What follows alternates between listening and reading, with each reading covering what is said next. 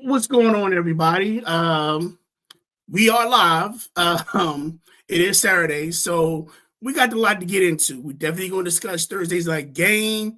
We also know you got Sunday nights. We got Sunday morning, Saturday night, and Monday night games to get into, and we also got the we got the week matchups as well.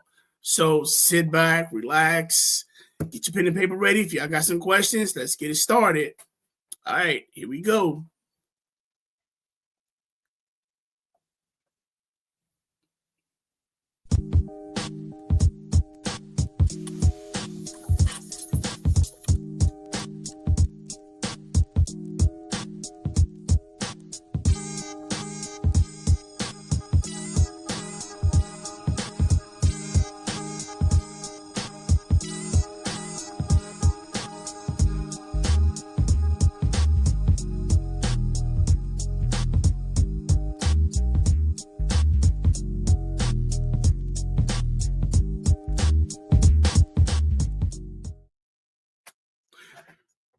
Ladies and gentlemen, welcome to that fantasy show. I'm your host, Yosi. Right next to me, we got the OG, Mr. Ron. Right now, we don't know where Bruce Wayne is, aka the Loudmouth, aka JT. We don't know where he's at yet. So hopefully, when he get out a little link, he'll pop on, and I'm sure you got a few colorful comments to talk about the show about, especially since the Eagles lost and Scatterboo took over. So that's his boy. So we definitely gonna get into that. Again, don't forget to like and subscribe. If you're on Facebook, YouTube, don't forget to hit that like and subscribe button. That way you can get content on when we actually are appearing. And if you got any questions regarding the show, let's get it in. First things first, let's talk about these. We was just talking about it before we get on the show. Let's talk about these Eagles. They lost to the Giants. We saw the I don't want to say the coming out party because I think we've seen that already, but we kind of seen this is my house of Jackson Dart and Cam Scatterbo, however you want to call him. What's your thoughts on this? Hey, they're calling them the Blues Brothers. They brought the blues to the. I like that. The Blues Brothers. The Blues Brothers. You know what I'm saying? They brought the blue and basically slid the green right on out. I like that. The Blues Brothers. Yeah. Yeah. So hold on. Which one's Dan Aykroyd? Which one's Jim Belushi? Dan Aykroyd would be Dart. Jim Belushi would be Scatterboo. I can see that. I can definitely see that. But they look well, man. They look like they was rested. Energy on 10. Scatterboo couldn't be stopped. Dart threw for 252 yards, 2 touchdowns. Scatterboo had 131 touchdown. With 3 touchdowns, 131 yards rushing. So it was like chaos and mayhem connected together. Mayhem chaos. No, man, I don't know why I just thought about Lethal Weapon when you said that. I was like, I'm chaos, he's mayhem. We're doing But they looked it good. They looked it good. They dude, I'm not gonna lie, it scared me. Just for the simple fact, I'm like, dude, they did this without Malik Neighbors. I don't know what's going to happen when Malik Neighbors gets healthy. And on the top of that, I don't know if anybody paid attention, but that tight end Theo, was it Theo Thomas? I know it's Theo. Theo Johnson. Yeah. Theo Johnson, he's a factor. Yes, he so is. It's kind of like once Neighbors actually is healthy, I'll probably say for next season, quiet as kept, the Giants could be another threat. The NFC East could be that old school NFC East that dominated through I want to say through the 80s. Yes, sir. That could be their thing because you look at Philly, if they still get it together, but if they still stay dominant, you still got Philly, you still got the Commanders, you got Dallas. Quiet as kept, like I said, Dallas is kind of have that complete team. What did I say? The Commanders. And the Giants. Mm-hmm. So Quad is kept that team that squad is something that people it could be a threat. I hate to say it like that, and it's gonna be funny because they are doing the actual Hard Knocks on the NFC East this year. So it's kind of like perfect time because when it comes out, I think it comes out, it'll come out somewhere between December. They always do it like between near the end of the season, so they get everything into place. Right. But it'll be interesting to see, especially with playoff time, if these teams are playing the way that they're playing now, to where they look like this whole division could make the playoffs. I mean, I know I might be talking a little bit too soon, and I'm just looking on like ifs and wishes, but the way that these teams are established, if Philly gets their stuff together, if Washington gets healthy, Quad has kept the NFC East pretty much could run the actual playoffs. They could. They really could. I mean, they look so well balanced. Dart look poised. I mean, and ain't nobody even talking about what New York did on the defense side. They did. I mean, you held Philly to 17 points. They didn't score anything after the first. They didn't score anything in the second half. They were scoreless. That's crazy. That's crazy. And the weapons that they have, it's like, wait a minute, how do you hold this team off? Because we've seen the games that they played, especially when it came to the second half. They flipped again. I think a little bit is that championship switch that I think that that they have in their head, to where they feel as though, okay, we're the defending champs. We can flip that switch anytime when we're ready to. We've done it against Tampa Bay. We've done it against the Rams, but you didn't do it against Denver, and now you didn't do it against the Giants.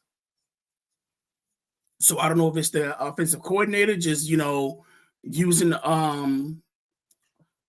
last year's playbook and not being anything creative and just like, okay, we're going to do what we did last year and see where that goes. Right. I mean, because even the second wide receiver, what's his name, Wendell Robertson. Mm-hmm. He even got active Thursday night, and I'm like, yeah, it's like, because I think Slayton was hurt, so Wendell was the backup. When Wendell basically is actually giving you fantasy factors, you got to look at it like, okay, yeah, we need to do something. I mean, and then they pretty much shut down Saquon, man. He only had 58 rushing yards. They was like, say who? Yeah, like Barkley who? Skatable. So you say who? Right. But it was an amazing game though, man. I was shocked, and I got Hurts. I got Hurts, Brown, and Smith on my fantasy league, ESPN fantasy league. Right. I didn't put Smith in, but I had Hurts and Brown in. And, I mean, Hurts did his usual. Brown only gave me like 14 points. And then I'm starting to realize how big of a crybaby AJ Brown is, man, when he doesn't get the ball his way. You had the receiver divas. Yes. And sometimes I do understand when it comes to receivers, they feel as though, okay, put me in as a factor. If I put myself as a factor, I can help win this game. If you're not throwing to me, or if you're not making plays for me to make a factor, I'm gonna feel some way about it, because it's kind of like you're ignoring, okay, I'm one of your best receivers. Why aren't you making plays for me so we can do that? You're going all these BS plays to where you want to give it to the tight end, you want to do this running play, and I'm supposed to be your primary player. So I get that point of it. And it does to a certain amount of time, to where it's like, okay, you can only keep your mouth shut for a certain amount of time. And to be honest, that's why I commend Terry McLaurin, because we've seen him, to where there'll be games to where he was missing in action. And it's not because he wasn't open anything, it was the game plan. And you've never seen him complain, run, anything else. He kept his mouth closed. He stayed for the team. And I that's one thing that I had to respect McLaurin. And I think last year when I actually talked to one of the people from 11 Warriors, I had to ask him, like, is that embedded in the Ohio State gene? Because to be honest, when have you ever heard any receiver from Ohio State be a diva? And You I'm know, talking about even back from Chris Carter. you know what? See, that might you might be on to something because now you got my brain thinking. I'm like, you might be right because if you think about it, out of all the Ohio State wide receivers that's in the league right now, don't none of them really cry like that. They don't whine, they don't pout. They just go out there and work and get the job done. Right. And like I said, you never really seen an Ohio State player. And I'm not saying I'm not so everybody, I am not an Ohio State fan. I am a Tar Heel. So our year is already in the dumps. No disrespect, Bill. Just let us go to a bowl game. I don't care what bowl game to a bowl game. Exactly. So but away from that, but yes, that's one thing I've actually brought up to where when it comes to Ohio State, it's like there's no nonsense. I don't know what it is embedded in their genes. I don't know what it is with the culture. I think it's a little bit of both. I think it's the culture and it's their coach, that their wide receiver coach, Brian Hartline, who used to be a former Ohio State wide receiver. He wasn't like that either when he was playing Ohio State. He was, he put his pads on, kept his head down, or kept his head up to catch the ball. But he didn't really complain that much. So I think he brought that same culture to Ohio State. And you know what I'm saying? And it's like okay, I didn't get my 7 catches for 150 yards this game. I got three catches for for like 60 or 50. Right. But we still won. So they know how to take it in. Yeah, I do feel as though that with Ohio State, their impact to the game is to where it's not about stats, it's about what I do to help win the game. Exactly. So, but we're going to move on from that. First thing I do want to talk about, let's talk about the Sunday morning games that happened last week. You had the Vikings outlasted the Browns in London, 21-17. Mm-hmm. Now, my question for this, are the Browns a complete team? Now, because let's be real, because you have, I'll look over the stats. Gabriel was 19 for 33, 190 yards, 2 touchdowns, 0 interceptions. Jenkins gave you 110 yards, and Joker gave you 97 yards off of 6 receptions.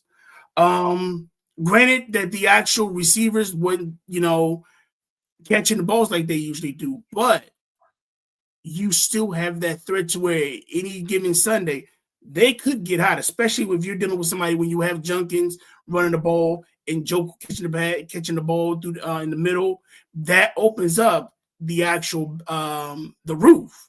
To where you have receivers like Jared Judy, and you also have the what's the kid's name? The rookie. Yeah. Isaiah Bond. You have Isaiah Bond, and you also have Cedric Tillman, to where they could actually open the roof out and give Gabriel those actual plays if they're doing it right. I'm not saying to rush it, especially because next game that they have is against Pittsburgh. But even fantasy wise, I wouldn't say Gabriel will be a QB1, but I would say he will be somebody that I would look towards grabbing if my QB is going on a bye week. Right. Exactly. Like I said, Jenkins, it was one of those to where if you don't have him now, you're not going to get him. Exactly. And Njoku may be available, and I think now with Gabriel and the gameplay that they have, you're going to see more Njoku touches, or at least targets. I agree. He was very effective in the middle. Very effective. His route running was crisp. He was open. Gabriel was giving the ball to him at the high point where his hands, only him could get to it. And they just had a nice little 1-2 rhythm going on. Yeah, definitely. So like I said, I kind of look at the Browns.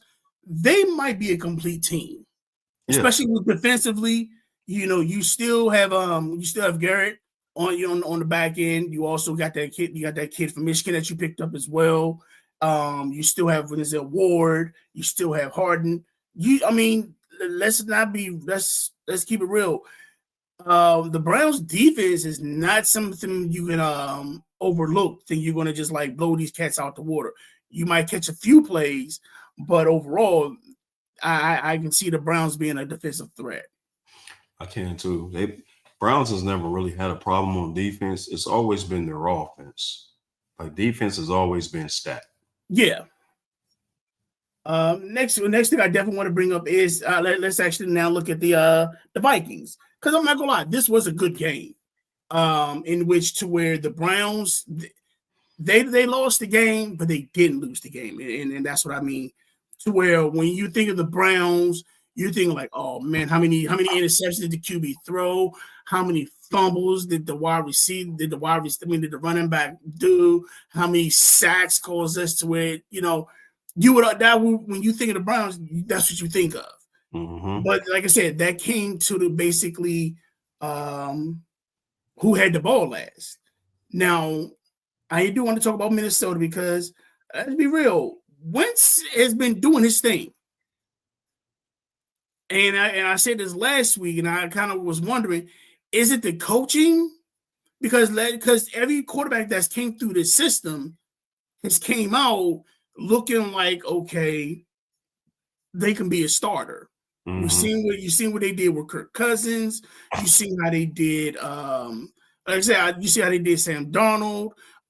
You see how JJ McCarthy was for the first two games, and then you still got Carson Wentz playing like he back on his rookie year in Philly. Right, exactly. So would you look at Wentz to be if Minnesota decides to make him the permanent QB? Do you see him at least being at least a top 15 QB in fantasy? It's a possibility depending on what defenses he's going up against. Okay, let me see.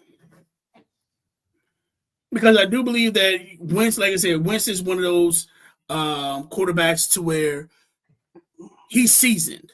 Right. And then you have weapons in Justin Jefferson, Jordan Addison. Then on top of that, you got Josh. You got a tight end, JT Hawkinson. Right. You got Hawkinson, and then you also got the running game going on as well. And like I said, if Wentz is considered, if they permanently make Wentz the starter, do you see him being at least one of the top 20 QB? I'm not gonna give him top 10, but I definitely give him top 20.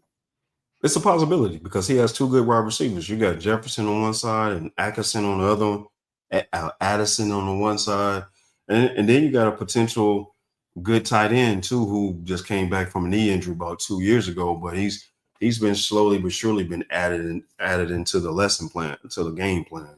So it's a good possibility. Minnesota's problem is the offensive line. Yeah. Because you can see their defense is the defense has always been on point. Yes. And that's why I figured that with that line, especially when it comes to the running game, we've kind of seen we've seen Jordan Mason pop out of nowhere. We've seen Aaron Jones, do his thing. So like I say, I guess definitely with the running game, I do feel as though it is opening up more to where Carson Wentz is running for his life. He has a chance to actually look down the field and give it to Jefferson, who's since he's been playing, he hasn't missed a beat. Right. He has not. Yeah. Now, the next thing I want to bring up is the Cowboys and Jets. The Cowboys cruised by the Jets 37-22. Are the Cowboys a threat in the NFC East? Because I said this in the beginning that the Cowboys is as good as Dak leads them. As long as Dak Prescott is the core QB, the Cowboys have a chance. I believe so because, I think this Sunday, they get CD Lamb back, but George Pickens has been ripping defenses apart by himself. And let's not forget the tight end, Ferguson. Ferguson has been tearing it up for Dallas. You know what I'm saying? I think he got like 19 points last week, whoever had him on my squad. But you still got a nice little dynamic 1-2 punch for Dak.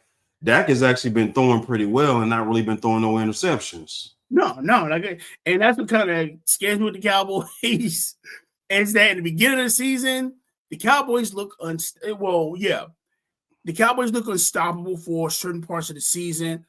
It's like for certain part of the season, they'll get hot. Then I don't know if it's somebody to where the teams find their number or they're just feeling themselves a little bit too much to where they lose key games. And then after Thanksgiving or before Thanksgiving, the Cowboys try to make that run again to where they're looking at, okay, they're chasing the NFC East title or they're chasing a wild card spot. And they get in, and then when the playoffs come, either they take a few, you'll see like the magic of the Cowboys, and is there one game to where they just get obliterated. I've never seen the Cowboys win a game, and I'm sorry, lose a game in the playoffs to where, well, besides Romo, fumbling the kick, the punt, the field goal.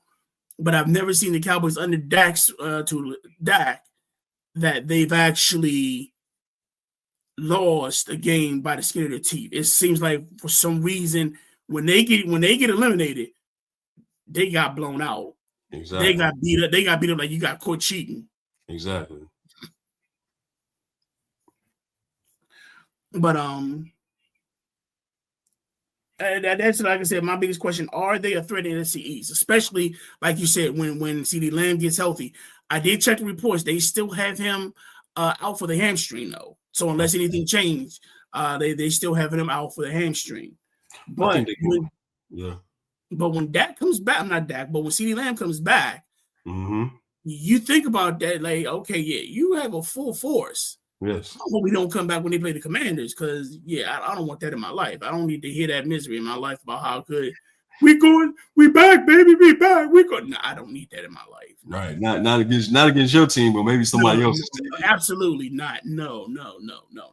Exactly. And then their running game is actually doing pretty well too with Javonte Williams. He's actually been scoring, man. He's been doing his thing down there in Dallas.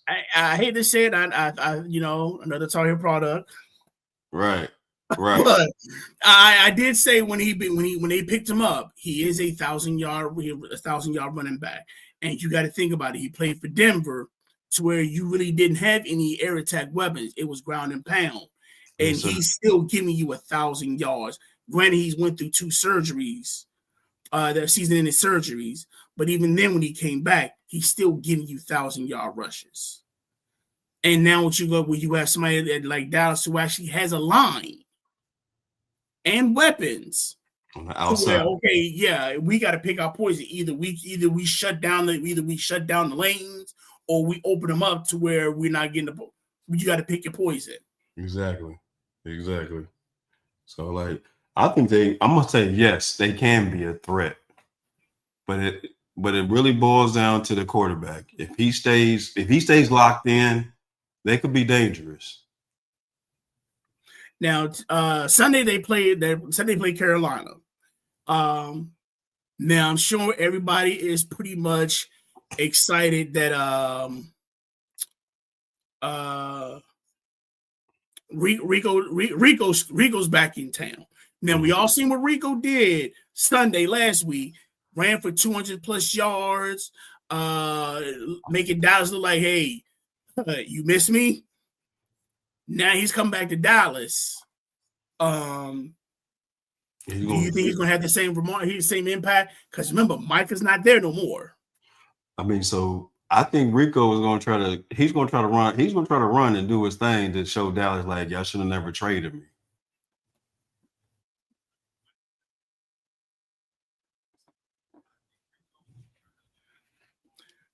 That I definitely feel. Sorry, I got a quick message. I definitely feel that. Secondly, do you think he's going to have the same impact he did like last week? It's hard to say because right now, Dallas defense is gelling, man. They're looking like they're on top of their game, even though they lost their best player, but they're not letting that stop them. Oh yeah, definitely. Now let's talk about the Jets. Whew. Now, Lord have mercy. Now it's funny because somebody said the real meaning of Jets is just in the season. But my issue with that is Justin Fields. We seen how we seen it's like, okay, and the reason I say this is because we've seen Justin Fields, we've seen Chicago Justin Fields, we've seen the Pittsburgh Justin Fields. We also we're now seeing the Jets Justin Fields. And the Jets Justin Fields is starting to look a little bit like the Chicago Justin Fields that was back. To where it's like I don't know what it is with the playbook or something like that, to where if it ain't working for him, he need to do it himself. He turned into Willie Beeman. Willie Beeman. Yo, he started, steaming Willie Beeman now. And I'm getting serious because if you watch how he plays, like I said, if you look how he was in Chicago, when he played for Chicago, because he wasn't either the playbook wasn't fitting him or something happened with the playbook, he kind of went on his own. Yes, he did. And granted, he won a few games out of it, but it kind of was like, okay, you don't trust the system. Now, when he was in Pittsburgh, he did his thing with Pittsburgh. He did. He did his thing with Pittsburgh, and I think he really wanted to stay there, but yeah, he felt like felt like they was trying to give him the short end stick on the contract. But really, I thought they gave him a decent amount of contract. But $10 million more is $10 million more. Yeah, hey, business is business, But how can I explain? How can I say this? They need this win. I'll probably say their next game, which is the Sunday morning game against the Broncos, they definitely need to win this, and we'll definitely discuss that issue as well. But I just, and we talked about this last week. What do the Jets do to win a game?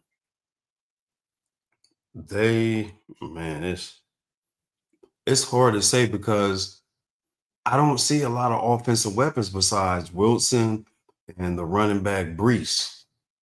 But Brees. But he's been so inconsistent because he's been hurt and then come back and play about 6-7 games in the season, get hurt again. And then I just feel sorry for Garnett Wilson because he's basically just out there by himself, man, just making it happen. And then the offensive line is terrible too. It's looking like Swiss cheese out there for him. And everybody blamed Aaron. And everybody blame Aaron. But now I will say they do have a good few. They have a good portion of weapons. Let's say you got Garrett Wilson, you got Breece Hall. You also picked up that tight end. What's his name? Make sure I got it right. But he's been actually stepping up lately. Mm-hmm. And I get it. It's like, and I feel bad for Aaron Glenn, because I do think he's he is a. I want to say he's going to be one of those premier coaches, but what he was put into is kind of like, oof, I'm not gonna lie, I really want him to go to Chicago. I thought Chicago was going to get him before the Jets. Really? Yeah. But it ended up Ben Gordon up going to that one. And, I don't want to say he's going through the same struggles, but I think that quarterback is kind of recognizing, hey, let me go ahead and just do this and shut up. Mm-hmm. Situation in Chicago, they need to clean house. They just need to get rid of the GM, get rid of the coordinators, get rid of the head coach, start all over from scratch. Caleb Williams I'm not dissing the brother. He's a fantastic football player, but I'm not gonna lie, man. If I was the number one pick and I was Caleb, I would, first of all, I'm not trying to go if I can help it, I'm not trying to go nowhere cold. And then two, not Chicago. I mean, but he does have weapons around him at his disposal. I mean, because trying to think who they play against. Was it against Dallas? And they just blew Dallas out the water. Yeah, they played Dallas. They smacked Dallas around. They was on a bye this week, so now they're coming in fresh, and their Monday night game is with the Commanders. So this is, and we definitely gonna talk about that. It's gonna be Commander Part 2. Now back to I'm real quick back to the Cowboys. Dak, MVP or pretender? Contender. Okay, I agree. I think in order for him to actually get that MVP, he definitely has to stay healthy. If he stays healthy, the MVP is his. Yes, it is. Now, the highlight trade. Okay. Now let's get with this. Falco gets traded to the Bengals. I text you on that. Yeah. Now I'm not gonna lie. This was smart. This was smart for the Bengals sport. I only got Joe for 1 year. I don't have a big contract. I got Joe for 1 year, and on top of that, I know Joe he has games to where he can stay consistent. 2, he has weapons. I'm not saying he didn't have it in Cincinnati. Yeah, the Cleveland. Right. I'm sorry, in Cleveland.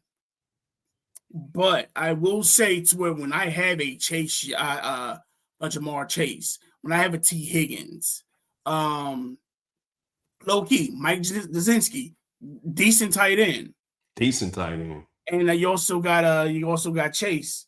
Chase Brown in the background. Yes, good. So coming out of nowhere, real good. Right.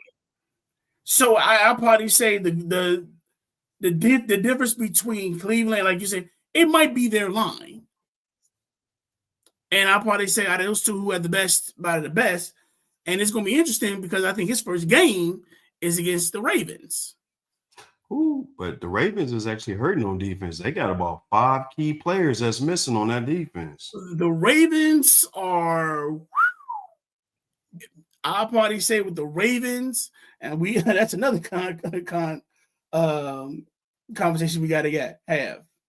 But I'll probably say with them, yeah, I've started sounding like a Chase customer, just rumbling all over the place. So, ladies and gentlemen, I apologize for that. But with Flacco going to the Bengals, is that the joke that they need? They made a move to try to to plug in the holes, which they're hurting because Burrows was gone, but they know Flacco is solid. But Flacco is pretty much at the end of his string, and they're just trying to well, he's a leader. He's been here for years. He knows how the game goes. He picks up on everybody playbooks pretty well. So let's give him a try. Let's plug him in and see how he do. And then Cleveland, I think Cleveland was ready to let him loose anyways because they threw Dylan Gabriel in there. But I don't think Cleveland's going to move forward really until they put that QB2 in there. That's just my opinion. Yeah. But I think it was a smart move for Cincinnati to jump on Flacco. All right, I got you. I definitely got you.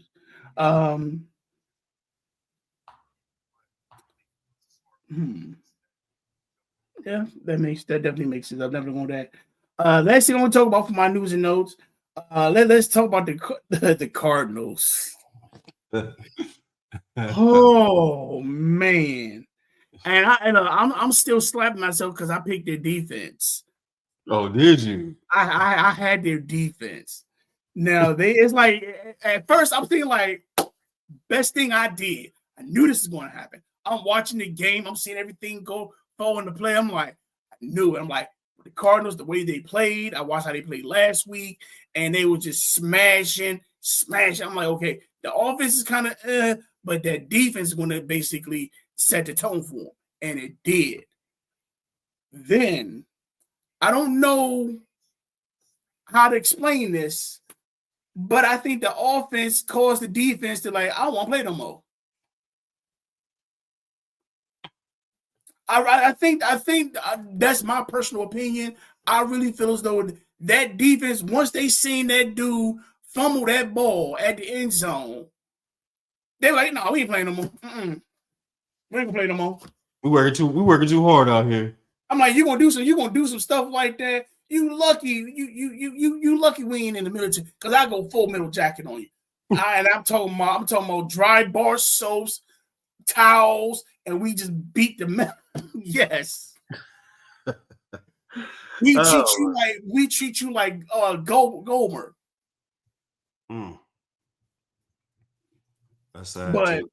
I will say this. Regarding the Cardinals, can he bounce back after a loss like that? Especially because their next game is against the Cardinals. I mean, I'm sorry, it's against the Colts. Danny Dimes and the Colts. I don't know. The way your boy D Jones has been playing for the Colts, and the Colts defense has been looking spectacular. Yeah. And I think they said that Murray's out. Oh, Kyler Murray's out? Yeah, I think they said he's out. I don't know. Let me make sure. So he should have been out 2 years ago. Nah, Call of Duty. I told you, Call of Duty came out. That's what it was. Once that Call of Duty came out, that's why his thumbs wasn't working. I'm not trying to diss the brother, but I'm talking about him. He really ain't done nothing in Phoenix, Arizona, since he got there with the Cardinals. He's been. I respectfully disagree on that, because I would definitely say in the first few years he was making an impact, especially when it came down to him and Deshaun Watson. I'm not gonna lie. I'll probably say when they played when it was Houston and Arizona playing against each other, I'm not gonna lie. I enjoyed that game because them dudes went ham. I mean, it was a shootout. I mean, but you had two mobile quarterbacks throwing it off the run just about every single play. Yeah. Nobody stayed in the pocket. And I'll probably say, and then on top of it, you got to think during that time he had DeAndre Hopkins. Yes. I want to say both of them had him. Yeah, because I think Arizona had he still had Fitzgerald, didn't he?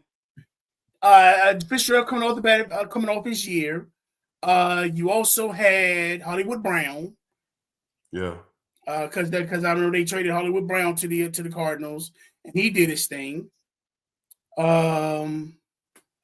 So I'll probably say he had a good few years to where he had elite wide receivers. Okay. And then I'll probably say the last few years, the wide receivers just dropped, and so did his play.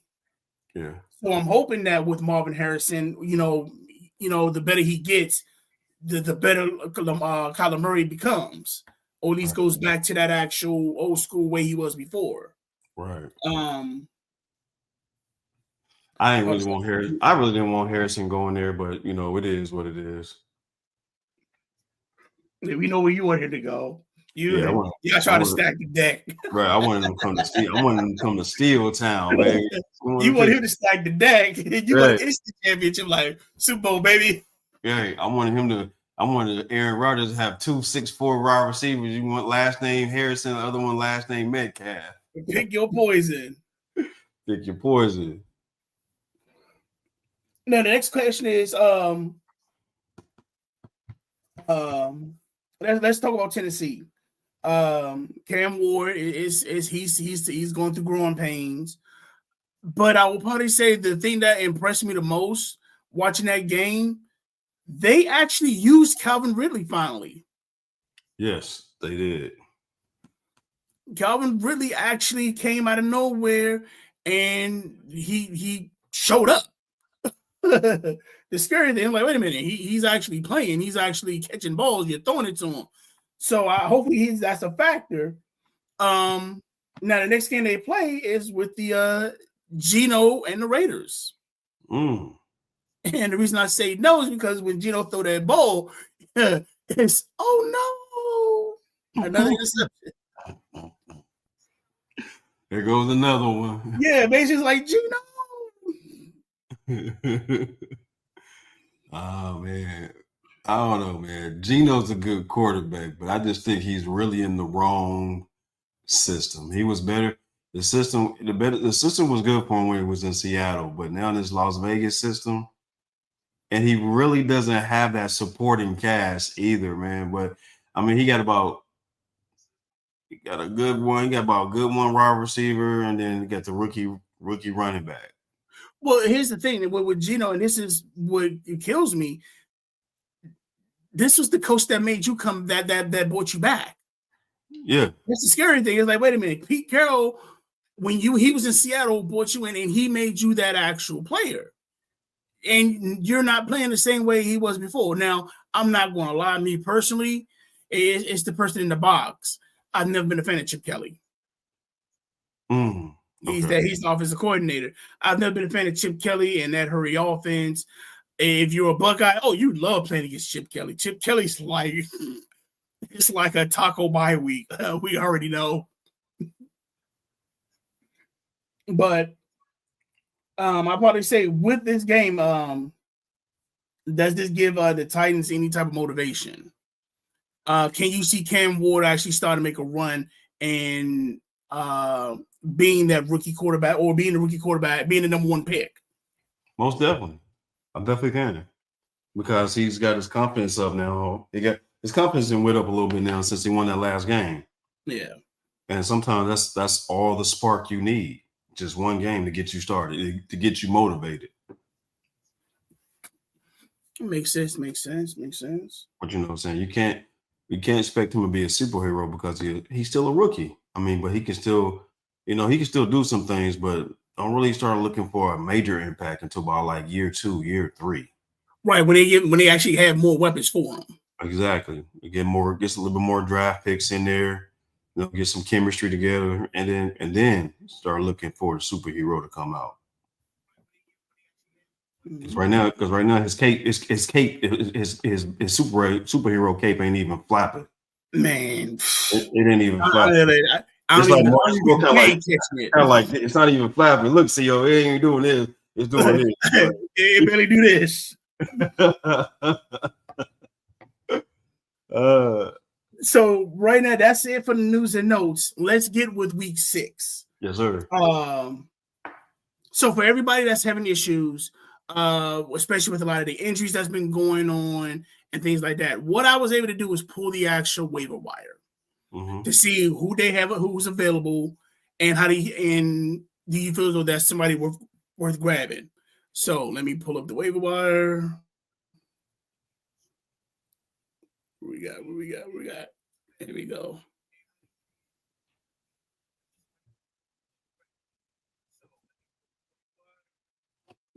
Come on. There we go. So, this is what we have is for the waiver wire. We got Michael Carter for the Rams, for the Cardinals against the Colts. He's actually, I want to say, he's in 15% of most people's rosters. So he might be available depending on how big the league is. I'm sure he's probably been grabbed. Next, we got Rico. We got Rico with the Panthers and the Cowboys. 44%. To be honest with you, I'm sitting him because, and I'm gonna tell you why. He had a 250-yard game. Now the Cowboys saw that game. We now got tape on them, and you think they're gonna let another person? You want to think they're gonna let a former player run 250 come into their house and run at least run 100 yards on them? Son, no.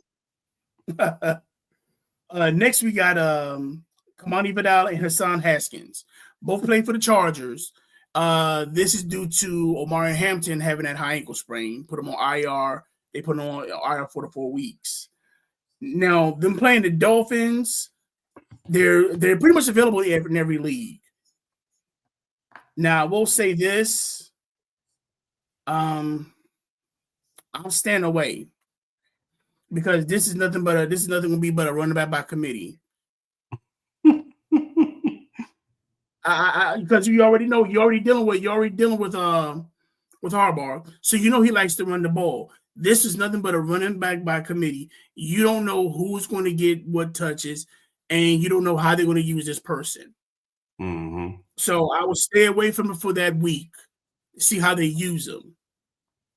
because I'm assuming you're gonna have one person that's gonna probably be the workhorse, and you're gonna have that person that basically is the short line and goal lines. Exactly.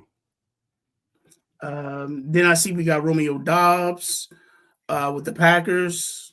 Mm-hmm. He's playing against the Bengals. He's available in 43% of the leagues. I will say this. When it comes to the Packers, it's all about Jordan Love. Because it's again when you have that actual pick your type of poison, to where you have so many weapons out there, nobody's consistent. I don't know who the number one person is on that team. So if you're looking to pick up Romeo Dobbs, I'm definitely saying, okay, he might be a flex that you might be looking at, maybe a wide receiver too, but I wouldn't expect much. This one has surprised me. Number 6 is Matthew Stafford. It's the Ravens. Right. Now, he's available. He's only in half of 54% of people's leagues. So I mean, he's pretty much available in anybody's waiver wire. Yes, he is. Now, like I said, him playing the Ravens, and I've told people this is that when it comes to the Ravens, the quarterbacks that have played have balled. I say other than Joe Flacco, if you have weapons on this team, and you have a chance, and they can score. Like I said, if you're doing over 20 points, you balling. And I'm not gonna lie, I'm gonna let you know right for the head time for my QB for this week's matchup. Yeah, I'm looking at grabbing Stafford. I'm saying Stafford. I actually thought about grabbing him, but I didn't, and I probably should have. I stayed with Hurts.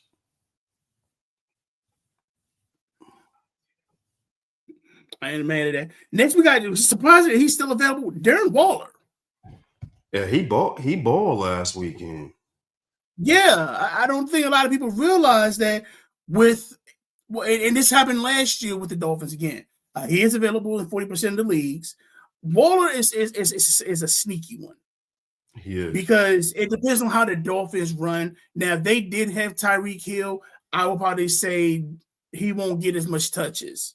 But with Tyreek Hill now gone, you now have Waller to where he can actually have Waddle to where you can still do those catches. You have Waller that can probably catch a little bit of those in-between plays, and he's pretty good in the red zone. Exactly. So, and then he's playing the Chargers, and if you watched how they played against Commanders, that I would probably say the Chargers do have a problem with tight ends in the end zone. Mm-hmm. The other one we was talking about, was Mason Taylor. Mason Taylor, he's with the Jets and playing with the Broncos. He's one of those quietest kept ones too, and it depends on how they use him. So I would definitely look at grabbing him. You also have Troy Franklin and Josh Downs as our top 10. Gotcha.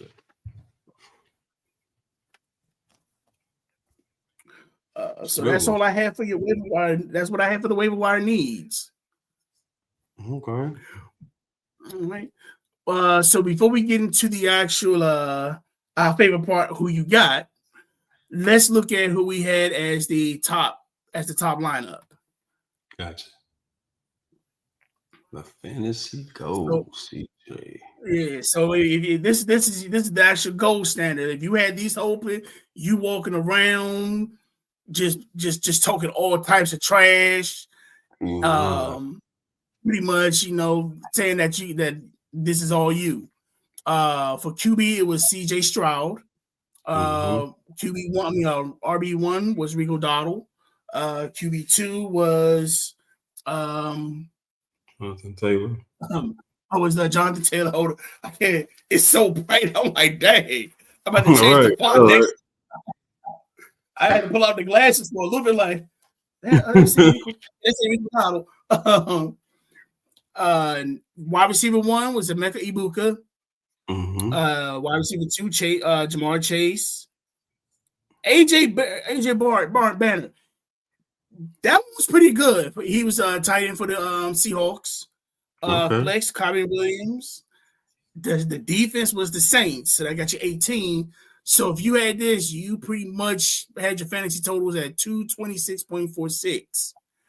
Wow. Now, for the rest of y'all who, just couldn't make it was done. It was done.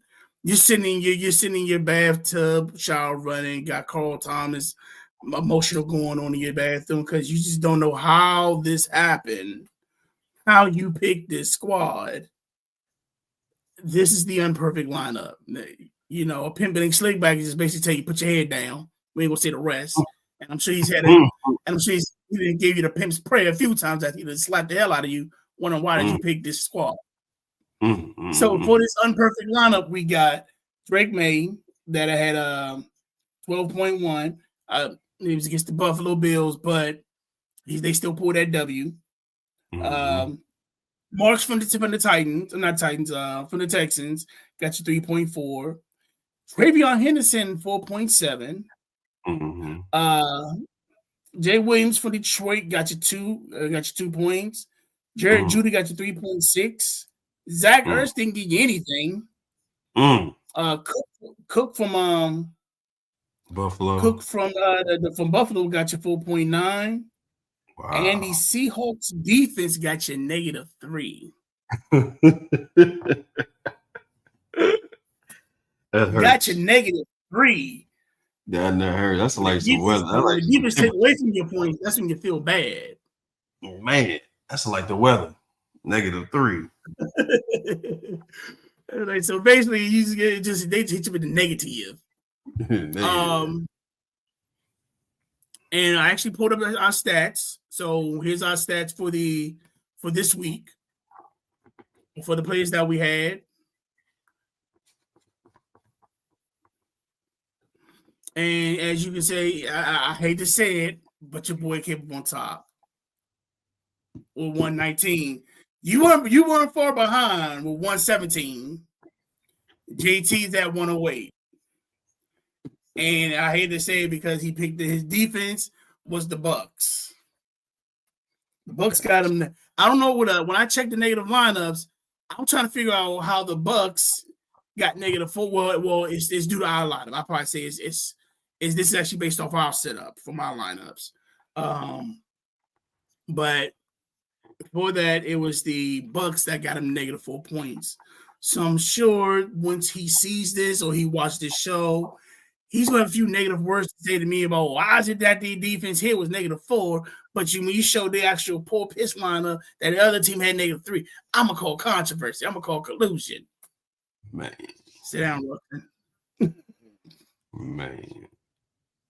So besides that, here is the actual scoreboard.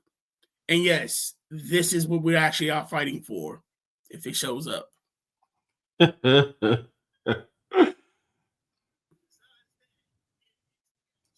Okay. Yes, this is what we're fighting for. We are fighting the battle of that actual singlet. the loser between JP and me would have to wear that actual singlet. Man. And right now, I got the head start. Now, JT's already sent me his lineup. He basically took his fantasy players, and he already took his fantasy players, and he always got the lineup.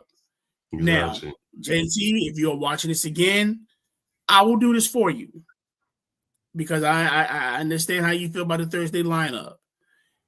If you already have that player in your lineup and there for the Thursday night game, we're going to include that player. So you already have the points for that game.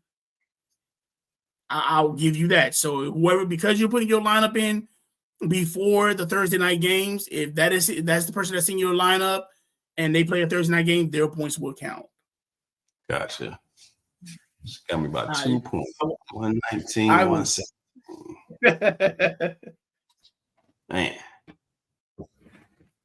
So hold on. How the hell I have everything here but a pencil? Hold up, you're right back. Gotcha.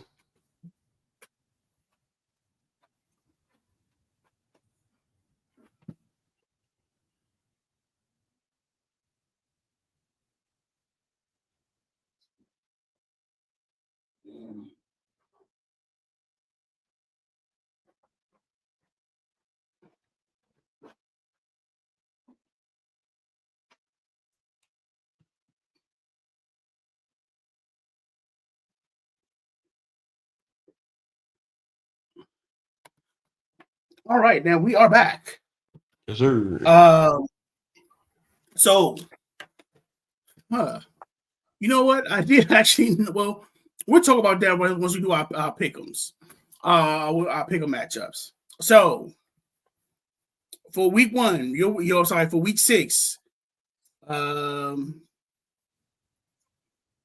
Let's see for week 6.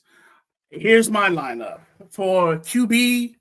I already said it. I am going Matthew Stafford. I think him playing the Raiders, I'm not the Raiders, him playing the Ravens, and that type of offense that they have, and the way King Henry has been balling, I just it's not enough. So yeah, I got Stafford. I think he's gonna throw a bombshell out there. My RB1, I'm gonna piggyback off you did last week. My RB1, I'm gonna do Javonte.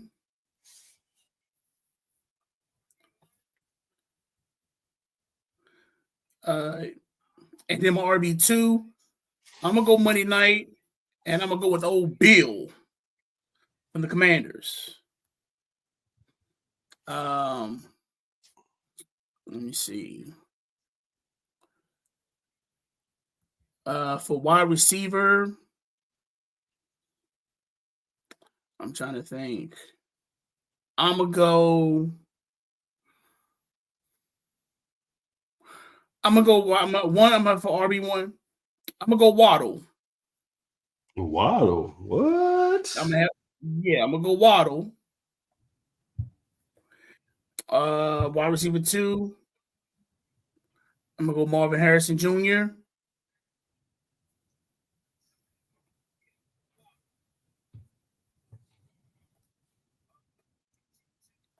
My flex, I'm gonna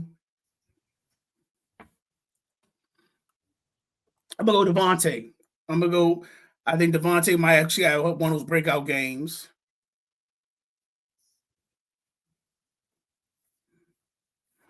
My tight end, I'm gonna go. What is it? I'm gonna go Waller. I got Waller's my tight end, and my defense, I'm doing the Patriots. Okay.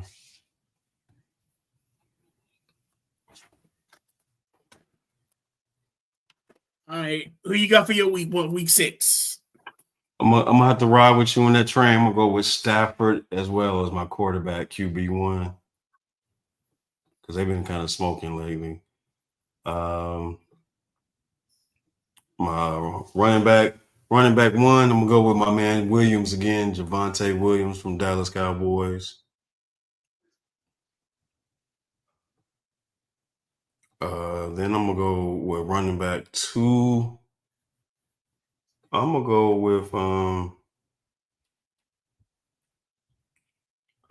actually I'm gonna go with old boy from Kansas City. What's the, Isaiah Kareem Pikachu? Hunt. Oh, Pikachu. No, Pikachu. you Pikachu. And then I'm gonna go with my QB quarterback wide receiver 1. I'm gonna go with Puka Nakoa. Puka. And then wide receiver 2. I'm gonna go with George Pickens.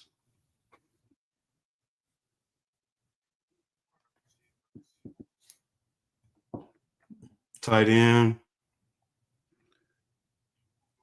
I'm gonna go with Brock, because I said Brock Bowers is still out. So I'm gonna go with the tight end from Cleveland. Njoku? Yeah, Njoku. And then what's left? Tight end in my defense. Defense, I'm gonna flex? Flex. I'm gonna go with Mr. Diggs from the Patriots, Stephon. And then my defense, I'm gonna go. I think this week I'm gonna go with. I'm gonna go with my Steelers because they going up against that rookie pick. They going up against that rookie quarterback. You think a free meal? That's what it is. Yeah. That defense gonna have a free meal on their hand. Man, they gonna try to kill that boy. Okay. So again, we got our week 6 picks locked. JT sent me his through the basically he took his lineup. So let me pull that up and I'll go over what he has.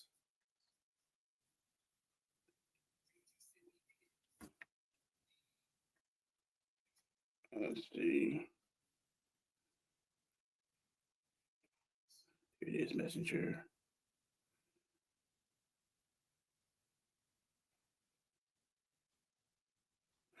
Okay, so his lineup, he has Justin Herbert, Trevion Henderson, Derrick Henry, Emeka Buka.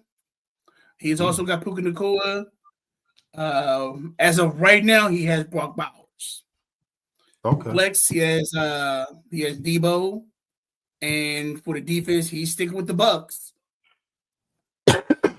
Let me change my tight ends to Brock Bowers because I didn't know he was off the injured list. Right now, it's still he's still kind of That's why I kind of was like, I'm gonna hold off on that one. But you say you still want to keep you still want Brock on there? Well, you still want to switch it? Well, let me keep my man from Cleveland because he usually be doing some damage in the middle with my Pittsburgh Steelers. I'm about to say, yeah, he from the U. You know, the U don't like the U can take a hit.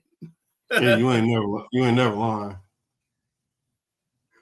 So then we got let's also talk about some of the Sunday matchups. Okay. First one we actually discussed was it's the early morning one. Mm-hmm. And that's coming from London still. So it's the Broncos and Jets. Okay.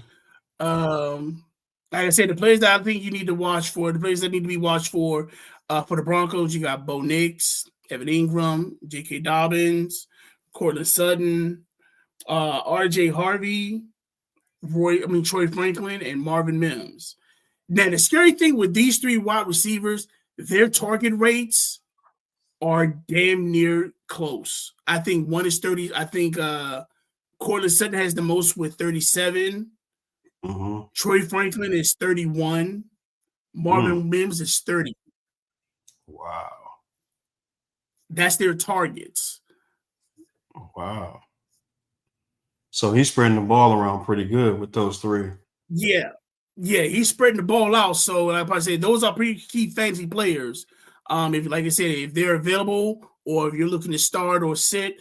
Now, with the Jets, again, you still got Justin Fields, a.k.a. Willie Beeman. We got Breece Hall, Garrett Wilson, and Mason Taylor as key factors. Now, the one thing I did state as a factor in this game, the QB, whoever has that mentality to strike, they got to strike it hard in first. Gotcha. If you got a game plan, you better make the game plan to where you are attacking that defense. Don't let that defense get to you. You attack that defense. Exactly. And I think that's what, like I said, with Bo and Justin Fields, that's who. If you have either one of those on their team, I think that's going to be a big key fantasy factor because whoever controls or takes that attack is going to have the better game. Exactly. I do believe that The running backs do need to make a statement I'm sorry, need to make themselves known, make a statement. Especially with the Broncos, because the Broncos is running back by committee between J.K. Dobbins, R.J. Harvey, and whoever's else there. There is no main back. I'm probably say J.K. Dobbins is probably the closest one they have, but you still have R.J. Harvey playing out there that he's kind of feeling himself a little bit more, kind of getting that confidence. Yeah, JK is actually doing a good job in Denver, and I got a funny feeling that he'll probably end up having started. He probably end up start the game because he was running very well for them last weekend. Mm-hmm. Next, what they say is Sauce versus Surtain. You got two teams that have elite cornerbacks. The Jets got Sauce Gardner. Broncos got Surtain. Now my question is, whose island is reigning supreme? And I think whoever can actually have that island to where, you know, you got how they talk about Revis Island and stuff like that. Okay, you got Sauce Island and you got Surtain Island. Okay, who island's going to reign supreme? Exactly. Who's going to show that they're the better cornerback out of this? Because again, we both have two teams to where you actually have pretty decent wide receivers out there. Yes. And lastly, I just think they got to release their weapons. If you want to ball, it's time to ball. It's like you need to actually fire them weapons out there. Your overseas. I think this is the doubling game. No, it's not the doubling game. I was about the Germany game, to where this crowd will be hyped. They're going to get you pumped, and so it's like, yo, just go out with a bang. Just make this a game. Exactly. So that's my key on that. Next, we got the Sunday night game, which is going to be the Chiefs and the Lions. Ooh, that's gonna be a good one. Yeah, that's the Sunday night game. So with that one, like I said, with the Chiefs, you got Patrick Mahomes, old Travis Taylor Kelce, Kareem Hunt, Isaiah Pacheco, Xavier Worthy, and the return of Rashid Rice. The Lions, you have Jared Goff. Is Rice coming back this game? I thought he wasn't due back to come back week 7. Because he's suspended for the way they told him that he's supposed to. Yeah, but the way they were told is like he was supposed to be playing today. Oh, really? Mm-hmm. Yeah. Well, what's that? That'd be something to definitely look into. Yeah, because I heard he was suspended for the first 6. So for me, I'll put an exclamation point on that one. I'll put a maybe. I put that one. For the Lions, you got Jared Goff, Jahmyr Gibbs, David Montgomery, aka Sonic and Knuckles, Amon-Ra St. Brown, Jameson Williams, Sam Laporta, and the Detroit defense. I look as key factors. As key fantasy players to watch. First things first, with like I said, with this team, which QB is going to be more effective with their team? We know both QBs when they get their rhythm, they get their rhythm. Exactly. They ball. We're starting to see a little bit more with Patrick Mahomes than the Mahomes we saw last year. So I think this is going to be a little bit more exciting. I do believe that for him to be that way, you got to release the Kelce. And what I mean to where Travis Kelce got to be that Kraken. You got to throw it anywhere and everywhere he's at. And I really feel as though you need to keep Travis Kelce in the middle of that field. Make them linebackers work. You keep Kelce in that field. They either have to close in that area to where you open up to where you can throw those deep balls to Xavier Worthy, Hollywood Brown, and like I said, even if Rashid Rice is available, Rashid Rice. Exactly. And then like I said, the other option for Detroit, Sonic and Knuckles. You know, you got Jahmyr Gibbs and you got David Montgomery, and we're talking about the Chiefs. We're talking about a Chiefs line who I want to say kind of can slip the ball away from a running game. If you have a team that has a good running game, I do believe that that's kind of their Achilles heel, a little bit of their kryptonite. But when you have somebody like David Montgomery and Jahmyr Gibbs, a.k.a. Sonic and Knuckles, that's going to give a problem to the Chiefs. And my last thought of it is to where Kenny Mahomes handled that hard head defense that Detroit loves, that they pride themselves on. So I'm gonna say this, and I might be going off the edge. If the Lions beat the Chiefs, I'm putting the Lions as my number one contenders to go to the Super Bowl and win the Super Bowl. Because they got the full package. They got everything on offense. They got a good quarterback. They got a good running game, and they got good wide receivers. You got Brown. You got Williams. You also got some other dude number 18. I think it's called I think that's Williams. Latessa, other guy. They got a good tight end, Laporta. Their defense is awesome. I mean, they got a good defensive line. They got linebackers, they have blitz. They got an outstanding secondary. If everybody on the line stay healthy, if they beat the Chiefs Sunday night, I'm gonna put them as my number one contenders to win it all. And I'm a Pittsburgh Steelers fan, but I don't think my boys have it all right now. I'll say this. I will say if Detroit beats Kansas City, I'm be honest. It depends on how they lose. Sure. If it's by a field goal or something like that, I'm gonna be honest. I think Kansas City was torn with them because it seemed like every team that they played that they beat, when playoff time comes, it's like they seen your blueprint, and basically you didn't show them your hand. So basically, all we did was let you had to have confidence to win that game. We didn't show you what we can do. Exactly. Now we're about to put it to you. But I will say this with Detroit, if they do beat Kansas City, because I think the next team they play is the Eagles.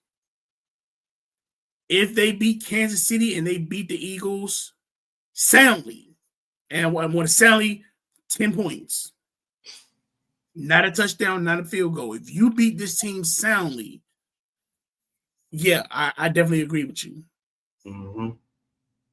Because they have everything to making of a Super Bowl team. Mm-hmm. They just now next game now you go ahead. I'm just saying for some reason they just got to get off that playoff. They just got to get over that playoff hump. Mm-hmm. Now next game we got is this Monday night ones. We got 2 Monday night games. First one, I'm gonna just get this out the way now because I didn't want to seem biased. We leave them for last, but I figure I'll be respectful and let this go first. Part 1, we got Washington and Chicago. If you watched the game last year, you've seen to where that's when Washington had that miracle catch, and everything just went on fire after that. That team it blew them up. It made them more confident. It made them just ready to go. On the other hand, it kind of put a slump to the Bears. And I actually said that with this, I said last year that with this type of game, whoever wins this could affect them in the playoff. This could affect their playoff run. Whoever wins this, I said, would actually make the playoffs. Now we're at round 2. It's back in DC. Like I said, we the key players we got Jaden Daniels, we got Bill, that's how I'm calling him, Debo, Zach Ertz, Luke McCaffrey, and for my X factor, I got Jalen Lane. The reason for that is because McLaren is out still. He will not be playing Monday. They've already confirmed that. So McLaren will not be playing Monday night. For the Bears, we got Caleb Williams, DeAndre Swift, DJ Moore, Roma Dunze,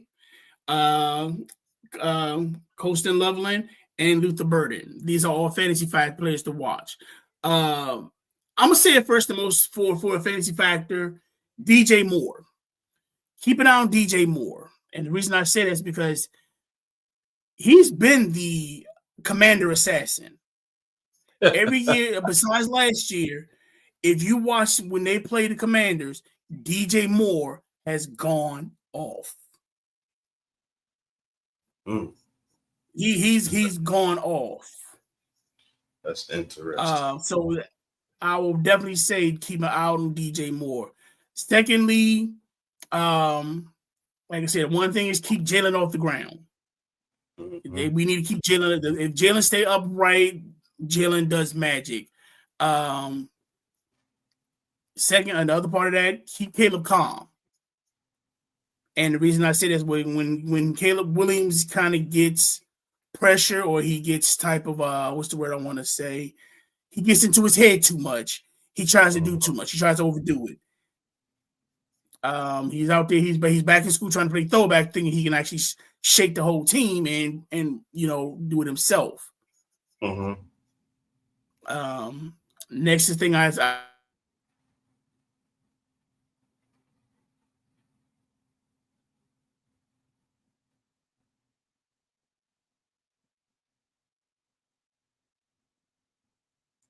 Where you go? Where you go?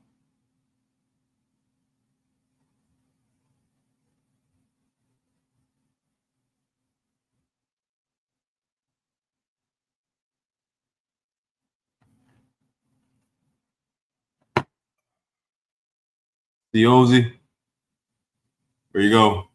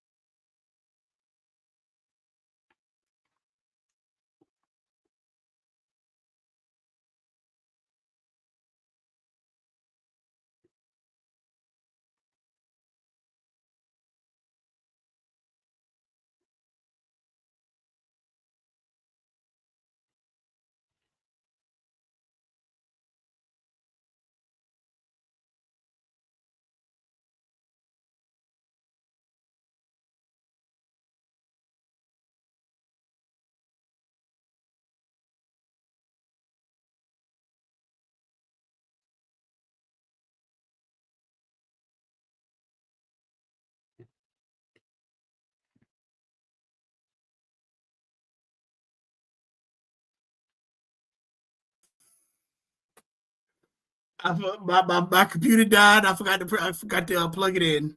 Okay then.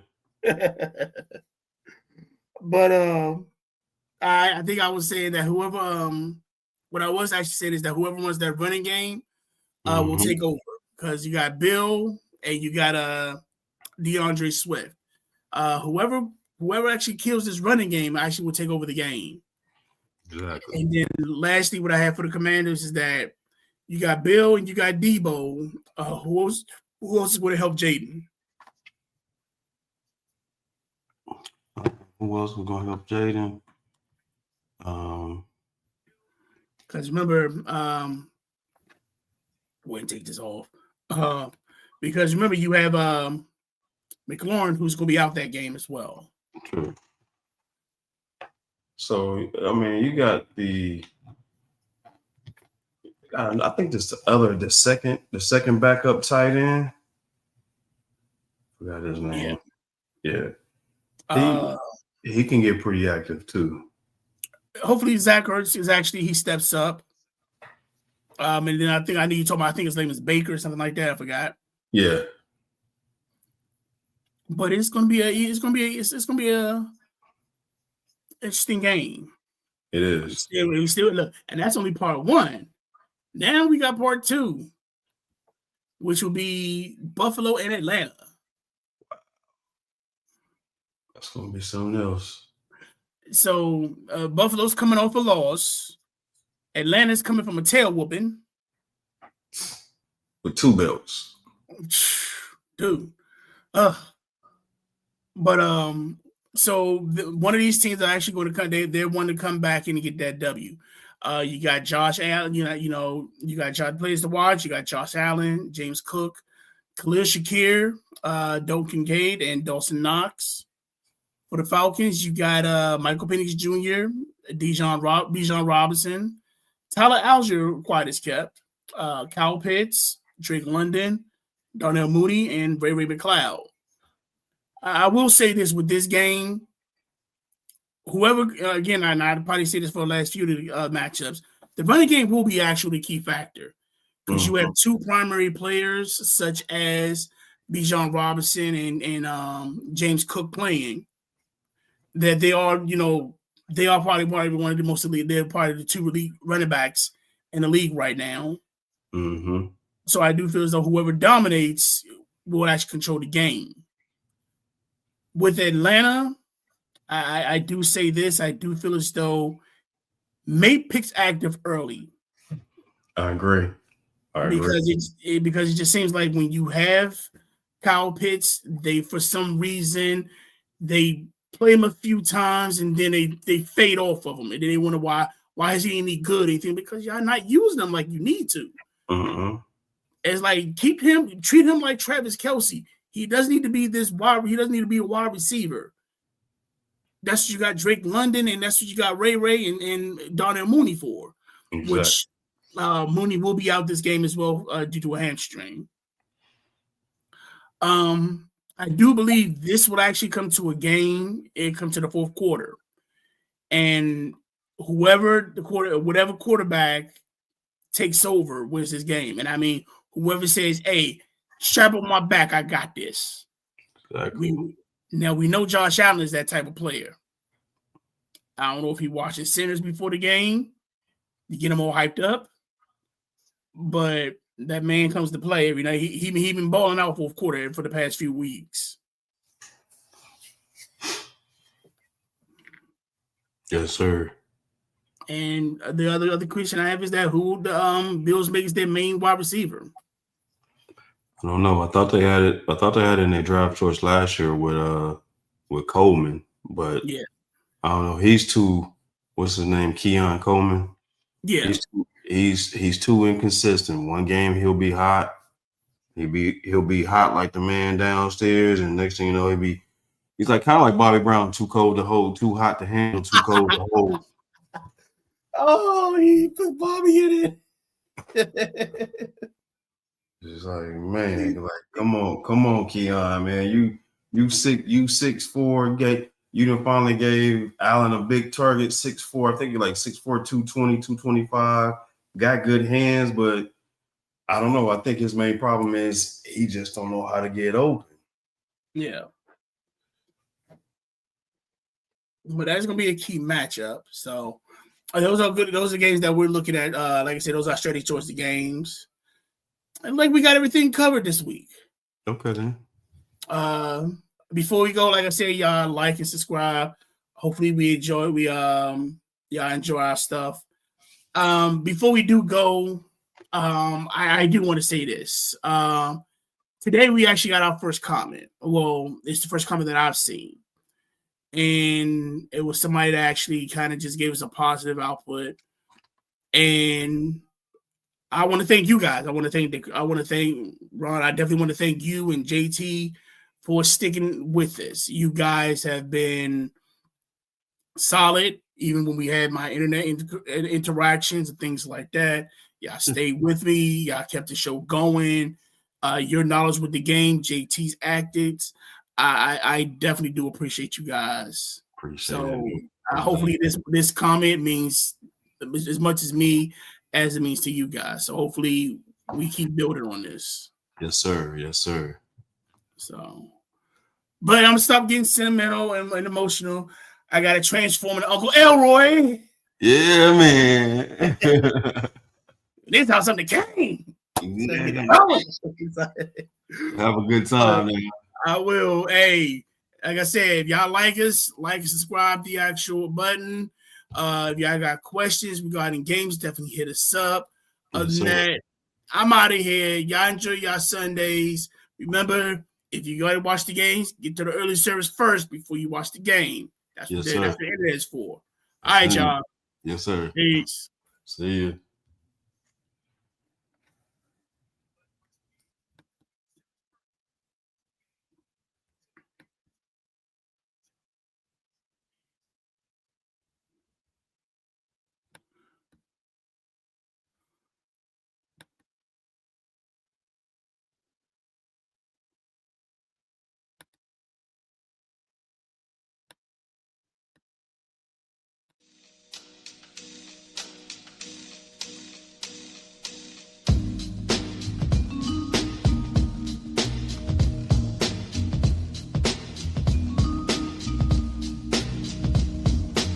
Ladies and gentlemen, I found it.